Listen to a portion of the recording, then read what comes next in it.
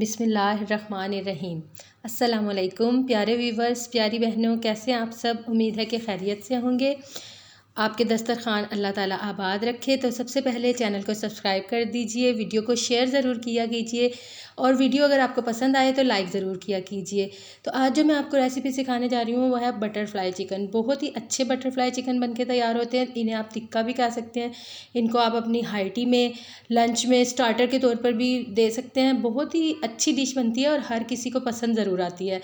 आप इसकी लुक देखिए, बहुत ही क्रंची से और अंदर से सॉफ्ट और बाहर से क्रंची से चिप्स इसके बनके तैयार होते हैं।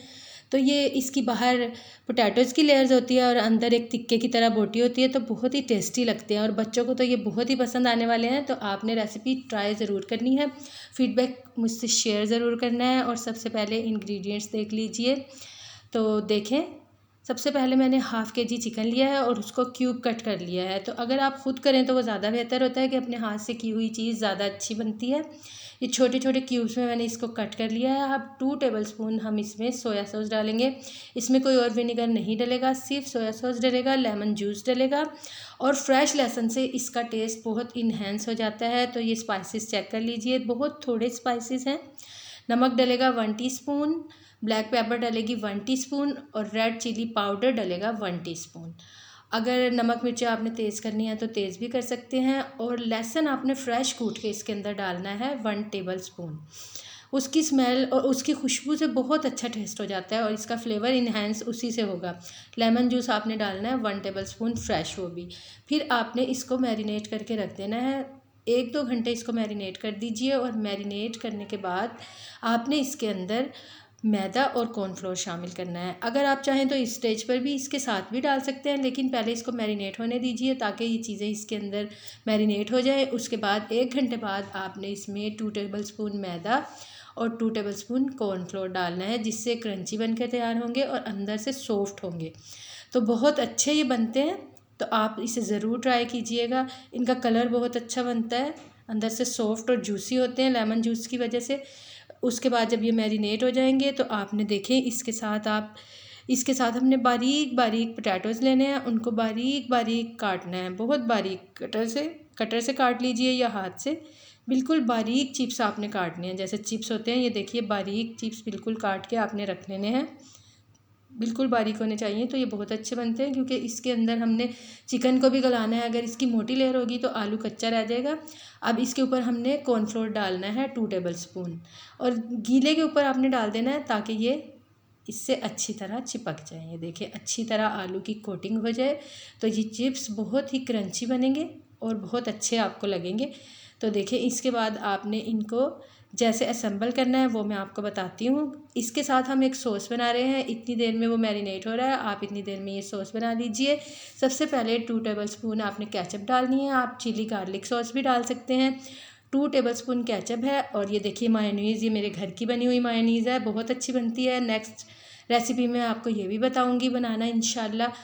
ये मैंने मायोनीज़ ली है 2 टेबलस्पून, केचप ली है 2 टेबलस्पून और इसमें फ्रेश लहसुन जाएगा 1/2 टीस्पून, इसमें बहुत है। और लेमन जूस आप डालिए 1 टेबलस्पून और इन चीज़ों को मिक्स कर दीजिए।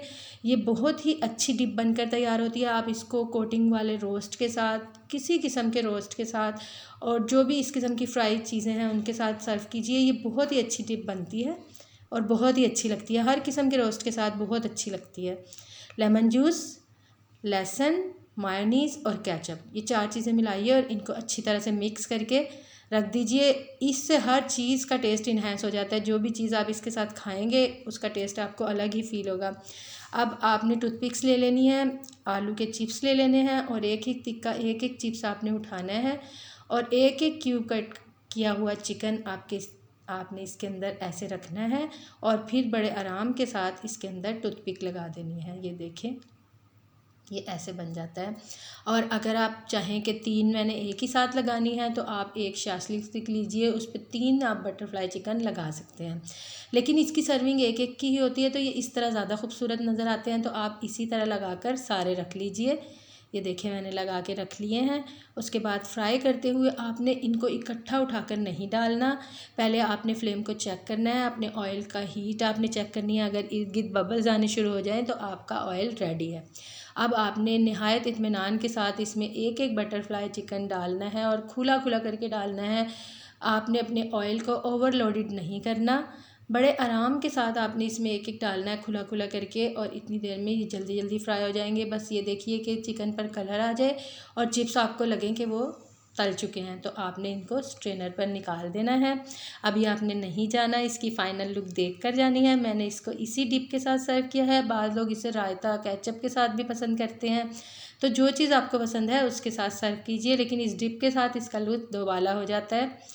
तो बहुत अच्छे बन के तैयार हुए हैं। इनके कलर देखिए, इनकी सॉफ्टनेस देखिए, और खाने में तो नहायत ही टेस्टी हैं। वो तो आप खा के ट्राई करके मुझे ज़रूर बताइएगा। अपनी पिक्चर्स मेरे साथ ज़रूर शेयर किया कीजिए, और जो भी चीज़ अच्छी लगे उसे लाइक ज़रूर किया कीजिए, और कमेंट सेक्शन में कमेंट ज़रूर दिया कीजिए। और अब जाते जाते चैनल को सब्सक्राइब कर दिए। अगर अभी भी आपने चैनल को सब्सक्राइब नहीं किया तो अब कर दीजिए, बेल आइकन को प्रेस कर दीजिए ताकि मेरी हर वीडियो का नोटिफिकेशन सबसे पहले आप तक पहुंचे।